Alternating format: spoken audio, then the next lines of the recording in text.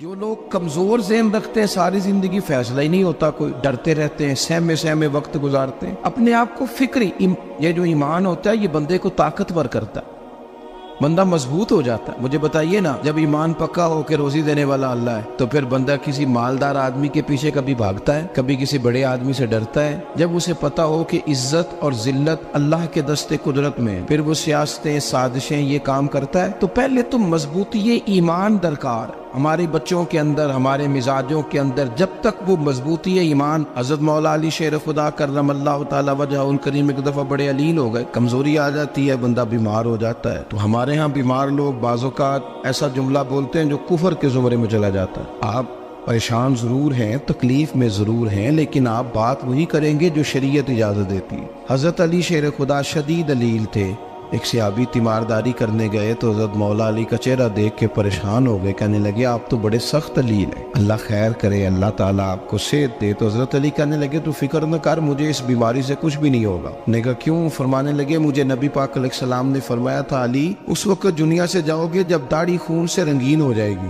تو اس کا مطلب ہے میں خنجر کے وار کے ساتھ شہید کیا جاؤں گا، میں بیماری سے دنیا میں نہیں جاؤں گا، میں یہ بیماری سے مجھے کچھ بھی نہیں ہوگا، اللہ مجھے شفا دے دے گا، چونکہ حضور نے فرمایا کہ ساڈے نبی دی زبان ساڈے واسطے قرآن۔ تو سب سے پہلے تو اپنے ایمان کے اندر، توکل کے اندر مضبوطی پیدا کریں۔ مسلمان دیکھو نا، نماز پڑھنے سے روزی میں برکت ہوتی ہے، تو پھر اس کا مطلب یہ ہے کہ جب ٹائم آئے نا نماز کا تو گاہک جتنے مرضی کھڑے ہوں پھر دکان بند کرنی چاہیے، پھر نماز پڑھنی چاہیے، کیونکہ روزی تو اللہ نے دینی ہے، گاہکوں نے تو دینی۔ تو سب سے پہلے ضروری ہے مضبوطی ایمان، توکل، اللہ کی ذات پر بھروسہ۔ آپ کبھی میدان کربلا کا پورا نقشہ اپنے سامنے رکھیں نا، دو چیزیں ہیں، امام حسین کو نظر آ رہا ہے اب شہادت ہو جائے گی، اتنی بڑی فوج آئی ہے، خدا کی حکمت کے تقاضے سمجھ میں آ رہے ہیں، حالات کیا ہوں گے سمجھ آ رہی، پر ایک لمحے کے لیے بھی ان کا توکل کمزور نہیں ہوا۔ اپنے رب پر جو مضبوط بھروسہ ہے، سیدہ طیبہ طاہرہ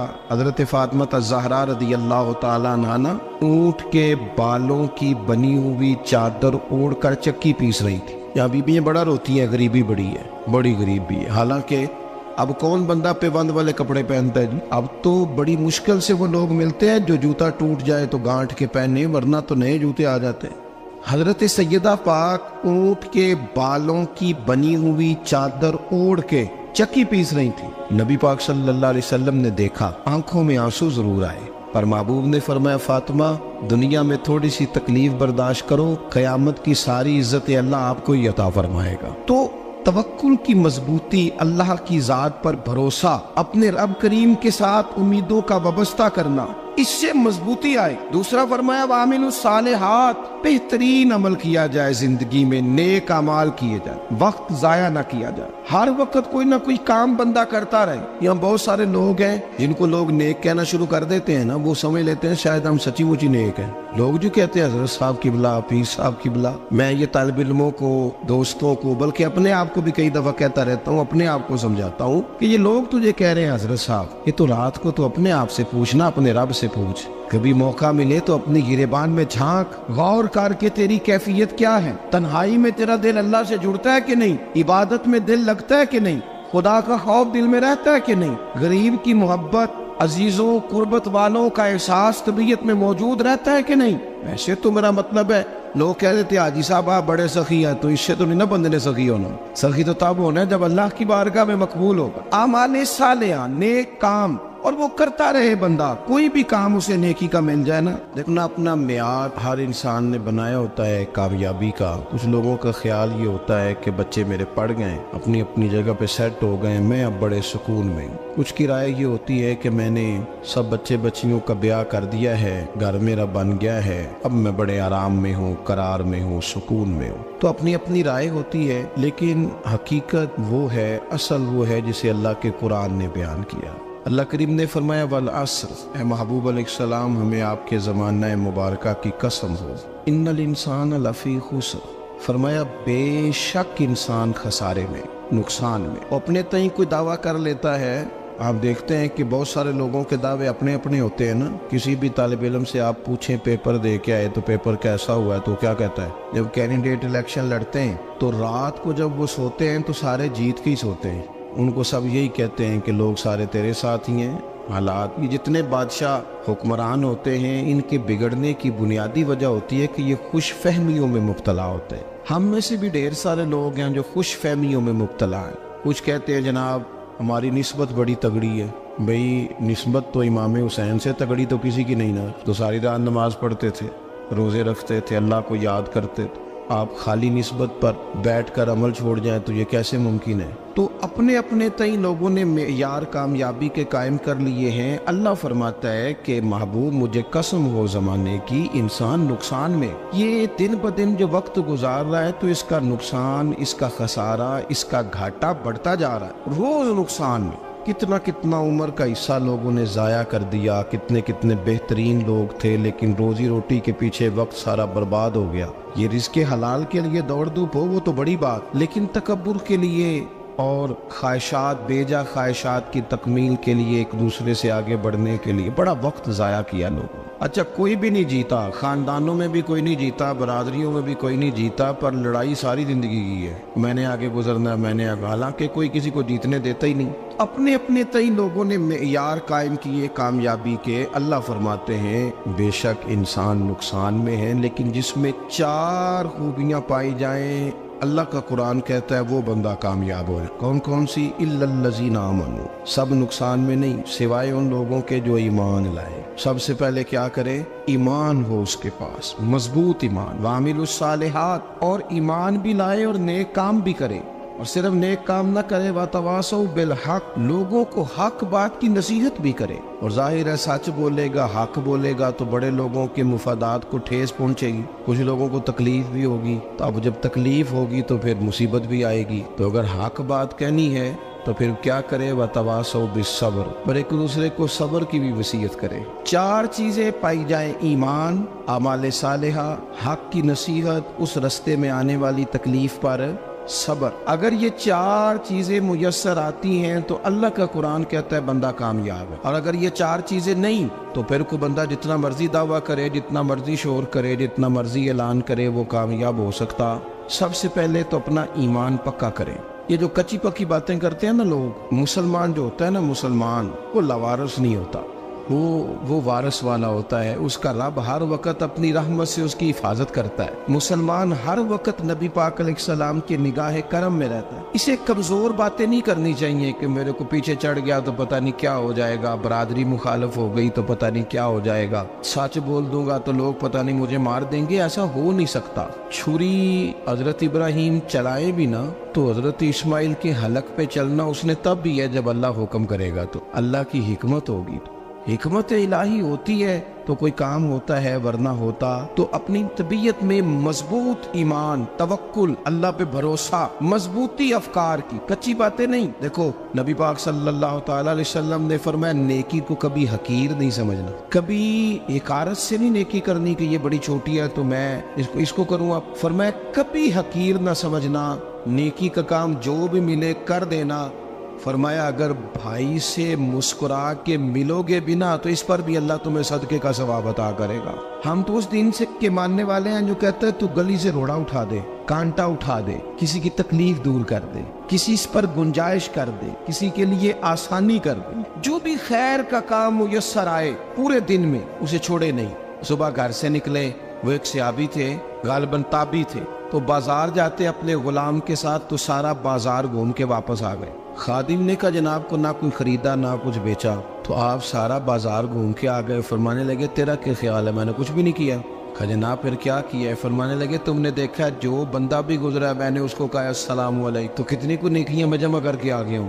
کوئی خیر جو میسر آئے. ہم سمجھتے ہیں کہ شاید کوئی کروڑ کو روپیہ ہوگا تو پوری مسجد بناؤں گا تو پھر میں نے نیکی کر دی ہے. شاید جناب میں, حالانکہ یہ چھوٹے چھوٹے کام ہے نا, چھوٹے چھوٹے کام, ان کی تو زیادہ ضرورت ہوتی ہے, ان کی تو زیادہ حاجت ہوتی ہے. کوئی آپ رستے میں گزر رہے ہیں تو نیچے کوئی کھڈا بنا ہوا ہے تو اس پر ہم کیا کرتے ہیں, گاڑی میں بیٹھ کے تبصرہ کرتے ہیں اے روڈ کھورے کدو بننا ہے. بھئی یہ کھڈا ہے نا تو آپ نیچے اترے نا, تو آپ دھابڑا لیں نا, کئی پکڑے نا, یہ تو 5 منٹ کا کام ہے. यहाँ आसानी कर देना, आप इसमें गुंजाइश कर दें। हुजूर सैयद आलम अलैहिस्सलाम ने फरमाया, इमाम राजी ने हदीस लिखी है, क़यामत के दिन एक बंदे को अल्लाह माफ़ करेगा तो मालिक वो बंदा अर्ज करेगा, या अल्लाह मैं तो बड़ा गुनहगार हूँ, किस वजह से माफ़ी हुई? फरमाया, रात के वक्त तू गुजर रहा था, तेरे पैर से रोड़ा टकराया था, तूने उठाया इधर उधर देख के कि कोई अल्लाह के किसी बंदे को तकलीफ ना हो जाए।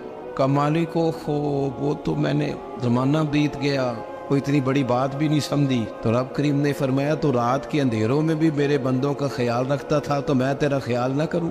कोई अमल हमारे यहाँ लोग कोई काम नहीं करते, बिल्कुल नहीं, कोई काम नहीं, ना बड़े ना छोटे ना समझदार ना अनपढ़, कुछ भी नहीं। नशिस्तन गुफ्तन बरखास्तन, बैठो राज के गप्पे मारो, तबसरे करो, फलाना कुछ नहीं कर रहा, फलाना कुछ नहीं कर रहा, उसके बाद उठ के चले जाओ। कुछ करें, वामिलुस सालिहात, नेकियां जमा करें जिंदगी में, खजाना बनाए, खजाना, अपनी ड्यूटियां अपनी जिम्मेदारियां पूरी करें, हर वक्त काम, हर वक्त जिम्मेदारी, हर वक्त ड्यूटी। देखिए ना इमाम हसन और हुसैन, इनकी आप कभी जिंदगी का मुताला करें, फर्ज नमाज के अलावा 100 रकत नमाज नफल रोज पढ़नी है, पता करना है गरीब कहाँ कहाँ है, उनका ख्याल रखना है, और नीरे पैसे नहीं देने। हमारे यहाँ लोग गरीबों को पैसे जरूर देते हैं, इज्जत नहीं देते, उनको 4 पैसे की मदद जरूर कर देते हैं, पर इज्जत नफ्स का ख्याल नहीं रखते। इमाम ज़ैनुल आबिदीन रदी अल्लाह ताला अन्हु फरमाते हैं, गुजर रहे थे, आप देखें ना, इमाम गजाली हदीस लाए हैं कि बंदा और कुछ ना करे, किसी मोमिन का दिल राजी कर दे तो अल्लाह 60 साल की नफली इबादत का सवाब अता करता है। दिल बदस्तावर की हज अकबर अज हजारा का बयक दिल बेहतर।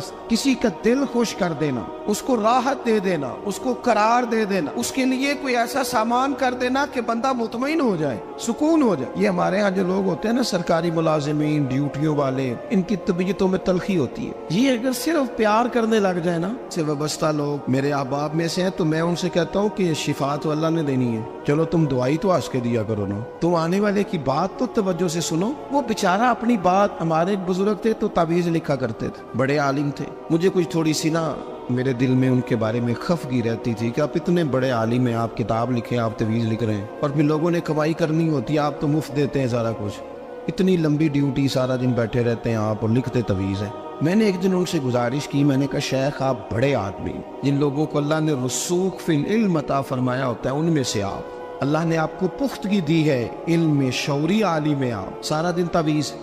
फरमाने लगे, यार मैं तवीज़ नहीं लिखता, असल मसला ये है कि जो तवीज़ लेने आता है वो अपना सारा दुख सुनाता है, तो मैं तवीज़ नहीं लिखता, मैं ना बस लोगों के कलेजे ठंडे करता हूँ। मैं किसी का, अब तो बच्चों के पास टाइम ही नहीं, वो तो अब्बा का दुख नहीं सुनते, तो बैठते ही नहीं। अम्मा कह रही होती है कि पुत्र को 10 मिनट मेरे पास भी बैठा कर, लेकिन पुत्र मसरूफ बड़ा, वीडियो चढ़ानी है उसने। हम उलझ गए। ये चीज़ें इंसान को नफ्सियाती तौर पर कमज़ोर कर देती हैं। जो लोग ज़्यादा ये काम करते हैं उनके हाफ़ज़े कमज़ोर हो जाते हैं, वो उलझ जाते हैं, उन्हें पता नहीं होता रात मैंने क्या कहा था, सुबह में क्या कह रहा। हर वक्त नहीं, ज़रूरत के वक्त, हर टाइम नहीं, मखसूस औकात में।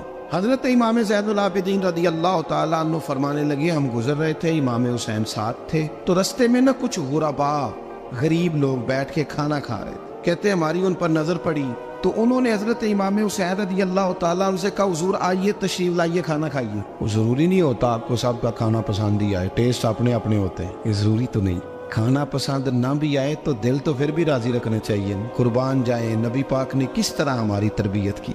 हजरत आयशा सिद्दीक़ा रदी अल्लाह ताला अन्हा फरमाती हैं, करीम महबूब का मैंने ये तरीका देखा कि अगर खाना ना पसंद होता तो छोड़ देते, पर कभी उसमें से नुक्स ना निकालते, ऐब जो ही न कर। गर्मी के मौसम में खड़ी है बेचारी खातून, और कितनी मुशक्कत से उसने खाना बनाया, और कितनी गर्मी सही है चूल्हे के सामने, लेकिन साहब को खाना रखा है तो वो कहते हैं ये तू की पकाया है, वो खाने वाली चीज़ है भाई, इस तरह करना, अब जो अगली हंडिया वो तू पका, आ ना तो खड़ा हो।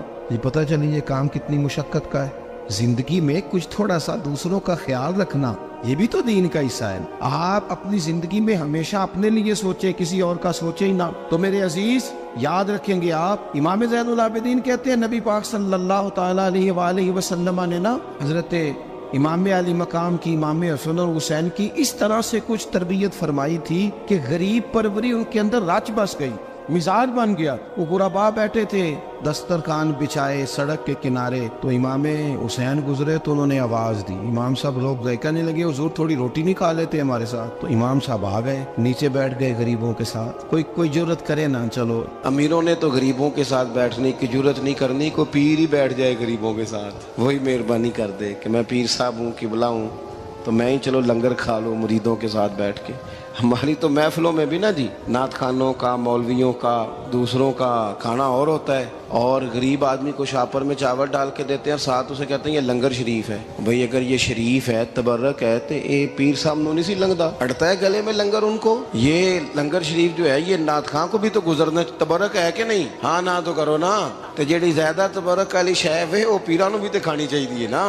نعت خاں کو اس کے لیے لہدا سے مرغ مسلم اعلیٰ کھانے. میں اکثر دوستوں سے کہتا ہوں چلو میلاد شریف پہ صحیح سب کے لیے اچھا کھانا پکاؤ. چلو جس غریبوں کے بچوں کو بیچاروں کو سارا سال وہ بوٹیوں کے لیے لڑتے ہیں, تم میلاد پہ اچھی روٹی پکا دو, تو بچہ جب کھائے گا نا بہت ساریاں بوٹیاں اور چاول, اور اپنے ابا سے پوچھے گا کہ ابا جی آج کی گل ہے, تو ہو سکتا ہے غریب باپ روئی پڑے اور اسے کہے پتر تو آج راج راج کے کھاج ساڑھے نبی پاک دا میلاد شریف. تو امام حسین رضی اللہ تعالیٰ عنہ نا آ کے غریبوں کے بیچ بیٹھ گئے زمین پہ. انہوں نے کہا کھائیے, تو وہ جس طرح وہ کھا رہے تھے نا سادے برتنوں میں امام حسین کھانا کھانے لگ گئے. میں نے کہا خیر کا کام کوئی بھی ملے اسے ضائع, چلو اور کچھ نہیں کر سکتے تھے, کسی کو سڑک ہی پار کرا دے نابینا کو, چلو اور کچھ نہیں کر سکتے, تو آپ کو پتا ہے کہ سامنے والا بوجھ لے کے گزر رہا ہے, آپ تھوڑا سا ہٹ جائیں روڈ سے, اسے گزر لینے دیں. کوئی تو کام زندگی میں, کوئی ارادہ تو خیر کا بندہ کرے. امام حسین بیٹھ گئے, ان کے ساتھ روٹی کھائی. تھوڑی دیر کے بعد اجازت لی, فرمایا جاؤں؟ کہنے لگے حضور اور کھائیے. فرمانے لگے میں تو ابھی روٹی کھا کے آیا تھا اور آج تک ایسا نہیں ہوا کہ دوبارہ کھانا کھاؤں. ایک لقمے کی بھوک نہیں تھی, جتنا بھی کھایا ہے نا یہ تمہارا دل خوش کرنے کے لیے کھایا ہے. غرباء مساکین کی وعامل الصالحات, ایماندار بندہ ایمانداروں جیسے کام کرتا ہی اچھا لگتا ہے. 25 حج کیا امام حسن اور حسین نے مدینے سے مکے پیدل جا کے. میں کہتا ہوں چلو ہم باجماعت نماز ہی پڑھ لیا کریں. چلیں, حضور صلی اللہ علیہ وسلم نے فرمایا فجر کی نماز پڑھ کے بیٹھ جاؤ, اشراق چاشت تک اللہ کا ذکر کرو, 2 نفل اشراق کے 2 چاشت کے پڑھ لو, اللہ 2 حج اور 2 عمرے کا ثواب عطا کر دے گا. مشکل کام تو نہیں. اہل بیت نے ہمیں سبق یہ پڑھایا ہے, حضور کے اصحاب نے ہمیں سبق یہ پڑھایا. تیسری بات فرمایا وتواصوا بالحق, صرف یہ نہیں کہ تم نماز پڑھ کے تو بیٹھ جاؤ, تم نے نا بے نمازی کو نماز کی دعوت بھی دینی ہے. مظلوم پر ظلم ہوتا رہے اور کونے میں چپ کر کے بیٹھے نہیں رہنا, بلکہ اگر ہاتھ پکڑا جا سکتا ہے تو ظالم کا ہاتھ پکڑنا ہے. نبی پاک علیہ الصلوۃ والسلام نے فرمایا اپنے بھائی کی مدد کرو چاہے وہ ظالم ہو یا مظلوم ہو, بھائی کی مدد کرو چاہے ظالم ہو یا مظلوم ہو. تو صحابہ نے عرض کی یا رسول اللہ صلی اللہ تعالی علیہ وسلم یہ مظلوم کی مدد تو سمجھ میں آتی ہے, یہ ظالم کی مدد کیسے کریں؟ نہیں سمجھ آ رہی ہے آپ کو بات؟ یا رسول اللہ صلی اللہ تعالی علیہ وسلم مظلوم کے ساتھ کھڑا ہونا تو ہماری عقل میں آ گیا, تو ظالم کی مدد کیسے کرنی ہے؟ نبی پاک صلی اللہ تعالی علیہ وسلم نے فرمایا ظالم کو ظلم کرنے سے روک دو, تم نے اس کی مدد کر دی, اسے باز کرو. لیکن ہم تو اتنی جرت ہی نہیں رکھتے بدی کو بدی کہنے کی, اتنی طاقت ہی نہیں ہوتی. جھوٹ کو جھوٹ کہنے کی ہمت, ہمارے گھر میں سارا کچھ ہو رہا ہوتا ہے, ہمیں پتہ ہوتا ہے کہ فلاں جگہ پہ ہمارا قبیلہ ہماری برادری غلط ہے, پر اتنی جرت کرتے. ہم سچ بولتے ضرور ہیں پر دوسروں کے بارے میں, اپنے بارے میں سچ بولنے کو تیار نہیں ہوتے. جرت کا مظاہرہ کریں زندگی میں, حق کو حق کہنا سیکھیں, غلط کو غلط کہنا سیکھیں, جھوٹ کو جھوٹ کہیں, بدی کو بدی کہیں, سچائی کا ساتھ دیں ہمیشہ. ہم نے جب تک دیکھو نا ظلم ہوتا رہے, زیادتی ہوتی رہے, اپنا دروازہ اندر سے بند کر لو, پتر باہر نہ جانا. کیوں جی؟ باہر اس پہ ظلم ہو رہا ہے, ان کے گھر آگ لگی ہے, کوئی ہمارے گھر تو نہیں نہ لگی. یاد رکھنا پڑوسیوں کی آگ نہ بجھاؤ گے تو اپنے گھر بھی آ جائے گی. اگر مظلوم کا ہاتھ نہیں پکڑو گے تو ظالم دلیر ہو جائے. اور ہمارے جتنے بھی بزرگ گزرے انہوں نے ظالموں کو ظالم کہا. امام احمد بن حنبل نے جیل کاٹی, امام اعظم ابو حنیفہ نے جیل کاٹی. آج کل لوگ کہتے ہیں مولانا صاحب آپ نے نا جناب غلط کو غلط نہیں کہنا, سیاست کی بات نہیں کرنی. کیوں جی؟ کس لیے نہیں کرنی؟ سیاست تو تدبیر کا نام ہے. بنو اسرائیل میں جتنی بھی تدبیر ہوتی تھی وہ سارے انبیاء کیا کرتے تھے. کیوں نہ بات کریں؟ یہ جن کرسیوں پہ آج تم نے ظالموں جابروں کو بٹھایا، یہ کرسی تو حضرت ابوبکر صدیق جیسے لوگوں کی ہے، یہ تو حضرت عمر جیسے لوگوں کی سیٹ ہے، حضرت عثمان غنی جیسے لوگوں کا کام ہے، مولا علی جیسے لوگوں کا کام ہے۔ غلط جگہوں پہ غلط لوگ بٹھا دی اور پھر جھوٹے کو جھوٹا بھی نہ کہیں، ظالم کو ظالم بھی نہ کہیں۔ ہم سے نہ رقم ہوں گے قصیدے یزید کے، کیونکہ ہم لوگ تو حسین کے سیرت نگار ہیں۔ یہ کیا بات ہوئی؟ آپ سچی بات ہی نہ کریں، کلمہ حق کہیں، ہمیشہ کھری بات کہیں، سچی، گرچہ اپنا نقصان ہو، حق کے ساتھ کھڑے ہونا سیکھیں۔ وتواصوا بالحق، ساری آسانی تھی، امام حسین کو کوئی مسئلہ نہیں تھا، آرام سے بیٹھے تھے۔ آج کتنے موجوں میں بیٹھے ہیں، پیر صاحبان، مولوی صاحبان، خطیب صاحبان، سیاستدان، وڈیرے، موج لگی ہوئی ہے، کسی کو کچھ نہیں کہنا، کچھ کہیں گے تو پھر بندے مخالفت کریں گے۔ تو امام حسین مسجد نبی میں جمعہ پڑھاتے تھے، چپ کر کے بیٹھے رہتے، حضور سید عالم علیہ السلام کے مزار انور کے پاس بیٹھے تھے، بیٹھے رہتے۔ لیکن امام حسین نے فرمایا ظالم حکمران بنے تو وہ قوموں کو تکلیف دیتے ہیں، وہ ملی نقصان کرتے ہیں، وہ امت کا چہرہ مہرہ بگاڑ کے رکھ دیتے ہیں، لہذا کھڑے ہونا پڑتا ہے، کلمہ حق کہنا پڑتا ہے، الہ کلمت الحق کے لیے نکلنا پڑتا ہے۔ آپ اپنی زندگی کے اندر سچی بات کرنا سیکھیں۔ الیکشن کے دن آ گئے، میرے ایک بڑے محبت والے ساتھی تھے، وہ آ گئے ووٹ کے لیے۔ ویسے بھی یہ جو بیماری ہمارے ملک میں نا جی، ہمارے ہاں حکمران بعض اوقات کہتے ہیں اوے ہو جی جمہوریت بڑی ضروری ہے۔ وہ بھی کس مصیبت کا نام ہے جمہوریت؟ اقبال تو کہتے ہیں کہ یہ وہ چیز ہے کہ جس میں پتہ ہی کوئی نہیں ہوتا، پڑھے لکھے ان پڑھ کا، چھوٹے اور بڑے کا، سیانے اور بیوقوف کا۔ جمہوریت وہ طرز حکومت ہے کہ جس میں بندوں کو گنا کرتے ہیں، تولا نہیں کرتے رہتے ہو ہر وقت۔ قوم کو اس کا حق ملنا چاہیے، غریب کی مدد ہونی چاہیے، انصاف ملنا چاہیے۔ باقی یہ تمہاری کہانیاں ہیں ڈکٹیٹرشپ اور جمہوریت، اور ہمیں تمہاری سمجھ بھی نہیں آتی۔ ہر ڈکٹیٹر کے ساتھ ہوتے ہو، باتیں جمہوریت کی کرتے ہو، جہاں تمہارا دل کرتا کھڑے رہتے ہو۔ ہمیں تو کوئی اس سے غرض نہیں، کام ہونا چاہیے۔ بلکہ جو لوگ قوت نافذہ رکھتے ہیں انہیں سمجھنا چاہیے کہ ملک کی بھاگ دوڑ ہمیشہ مضبوط ہاتھوں میں رہے، اور وہ اس طرح کا نظام وضع کریں، مل بیٹھے سارے ادارے کہ غریب کی سنی جائے۔ وہ مجھے بڑی اچھی طرح یاد ہے جب وہ ایک حکومت ختم ہوئی اور جو ایک فوجی رہ کے گئے تھے 11 سال، ان کی حکومت آئی تو میں باہر نکلا تو ایک بزرگ تھے، وہ صبح صبح ناشتہ بیچا کرتے تھے ہمارے علاقے میں، چاول اور چنے بنے۔ تو میں نے ان سے کہا بزرگوں پتہ لگا جی رات دی حکومت بدل گئی ہے؟ تو فرمان لگے پتر جیڑا مرضی بھی آ جائے، میں تو یا چاول بیچ کے روٹی کھانی، ہمیں تو ان سے غرض ہی نہیں، اللہ جانے کون آیا کون گیا، تو کھیل تماشا بنایا ہوا ہے۔ تو جھوٹے کو جھوٹا کہیں۔ میرے ایک دوست ہیں الیکشن لڑتے ہیں، مجھے ایک دفعہ آ کے کہنے لگے آپ نے کبھی ووٹ نہیں ڈالا، اس دفعہ ضرور ڈالیں۔ میں نے کہا نہیں ڈالتا میں۔ کہنے لگے ووٹ قوم کی امانت ہے، تو میں نے کہا امانت کسی بے ایمان کو دے دوں؟ امانت تو امانت دار کو دی جاتی۔ نہیں سمجھے آپ بات؟ یہ سارے کہتے ہیں نا ووٹ قوم کی، تو امانت کس کو دینی چاہیے؟ صحیح بتاؤ۔ چلو ہوں تسی بولنا نہیں، بس دل وچ گل رکھنی، دل وچ دیندے ویسے امانت دارا نہیں ہونا۔ نہیں میں نے کہا بولنا نہیں، ہمیں کسی کو پتہ نہ لگ جائے، دیتے ویسے امانت داروں کو ہی ہو نا۔ یہ اپنے دل سے پوچھو، فیصلہ لو، اللہ سے ڈرو۔ ظالم کا مددگار ظالم ہوتا ہے، ظالموں کا مددگار ظالم ہوتا ہے۔ وہ تیرے میرے ووٹ پر جیت کر جب ظلم کرے گا تو پھر کون ہے جو یہ دعویٰ کرے گا کہ جناب میں ظالم کا مددگار نہیں؟ سوچو سمجھو، غور کرو۔ امام حسین رضی اللہ تعالیٰ عنہ نے فرمایا سچ کو سچ کہیں گے، جھوٹ کو جھوٹ کہیں گے۔ یہ نہیں ہو سکتا کہ جناب ظلم ہوتا رہے اور چپ رہے۔ اور یہ سبق کہاں سے پڑھا انہوں نے؟ مولا علی شیر خدا سے۔ جب حضرت عثمان غنی رضی اللہ تعالیٰ عنہ پر بلوائیوں نے حملہ کیا نا، تو چونکہ حضرت عثمان غنی خالو تھے امام حسن اور حسین کے، حضرت عثمان خالو ہیں، سگے خالو ہیں، تو حضرت مولا علی شیر خدا نے یہ نہیں کہا کہ پتر اتنے بندے آ گئے ہیں، تلواریں ہیں، محاصرہ ہے، باہر نہ نکلنا، بلکہ حضرت مولا علی نے خود اپنے دونوں بیٹوں کو تلواریں پکڑائیں اور حضرت عثمان غنی کے دروازے پہ کھڑا کر کے کہا پتر خیال رکھنا تمہارے ہوتے ہوئے کوئی بھی شخص حضرت عثمان غنی کا دروازہ نہ کراس کر پائے۔ خود اپنے بچوں، ہر جنگ میں حضرت علی ساتھ لے کے جاتے تھے۔ ہم تو بچوں کو دلیری سکھاتے ہی نہیں، بزدل۔ اور کچھ ہمیں بابے مل گئے، وہ کہتے ہیں منڈے نو سایا ہے، میں کہ بابے نو آپ سایا ہے، انہوں بھی کرو دم کراؤ، اس کو نظری سایہ آتا ہے۔ کیسے نادانوں سے پالا پڑ گیا۔ کیا ہوتا ہے وہ سایہ؟ اچھے بھلے سیانے نوجوان بتی بند کر کے اندر لیٹا ہوا ہے بچہ، بابا کہہ گیا انہوں سایا ہے۔ بابا کہڑا کہہ گیا جڑا باہر روٹی لین آیا سی، بھی ایڈی پہنچی سرکار ہوندی تے ٹکر ہی گھر کھا لیندی۔ لوگوں کے قسمت کا حال بتاتا ہے، اپنی اتنی خراب ہے کہ مانگتا پھرتا ہے۔ کیا مذاق بنایا ہم نے اپنے ساتھ۔ تھوڑے سمجھدار ہو جائیں، ہر بندے کی بات کا اثر قبول نہ کیا کریں۔ مومن کے پاس طاقتیں ہوتی ہیں، جو جدھر لگاتا ہے چپ کر کے لگ جاتے ہو. ان الذین قالوا ربنا اللہ ثم استقاموا تتنزل علیہم الملائکہ.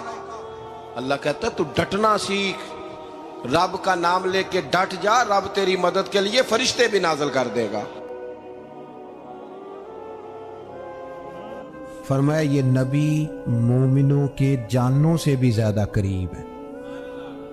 ہم بڑا عام لفظ بولتے ہیں کہ فلاں چیز میرے دل کے بڑی قریب ہے، میری سوچ کے بڑی.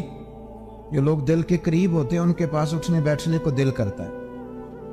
تو اللہ کریم نے قرآن پاک میں فرمایا کہ یہ پیغمبر صلی اللہ علیہ وسلم تمہاری جانوں سے بھی تمہارے قریب ہے. اور حضور نے وضاحت کر دی، نبی پاک نے وضاحت کر دی. حضور نے فرمایا لا یؤمن احدکم حتی اکون احب الیہ من والدہ وولدہ والناس اجمعین، او کما قال نبی صلی اللہ علیہ وسلم. فرمایا تم میں سے کوئی اتنی دیر تک مومن ہو ہی نہیں سکتا جب تک ہر چیز سے بڑھ کر مجھ سے پیار نہ کرے. ایک مثال دے لوں، بات آسان ہو جائے گی. جس گھر کے اندر پیسہ بے شمار ہو، دولت بے شمار ہو، مکان ایک نہیں چار ہو، اور دنیا کی ساری آسانیاں گھر میں موجود ہو، سارے دوست میری بات پہ توجہ کرنا، ہر شے ہو، بینک بیلنس بھی ٹھیک ٹھاک ہو، بچوں کا فیوچر سیف ہو، لیکن گھر کے اندر میاں بیوی کی صلح نہ ہو. بچے کہتے ہیں گھر میں ہر چیز ہے پر امی اور ابا کا جھگڑا ہر وقت جاری رہتا ہے. وہ گھر صحیح چلتا ہے؟ ہم نے بولنا اس لیے نہیں کہ یہ باتیں لوگ، یہ گھر کے اندر کی باتیں ہیں نا.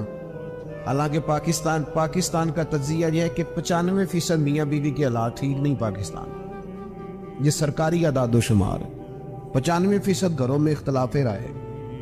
یہ بات ذہن میں بٹھا لیں کہ میاں بیوی کا اگر اتفاق نہیں نہ ہوتا تو وہ کہیں کہ گھر میں کوئی بھی خوشی رہے گی تو یہ ممکن ہی نہیں، یہ سوال ہی نہیں پیدا ہو. 6 بچے ہوتے ہیں اور شادی کو 24 سال گزر جاتے ہیں پھر بھی طلاق ہو جاتی ہے.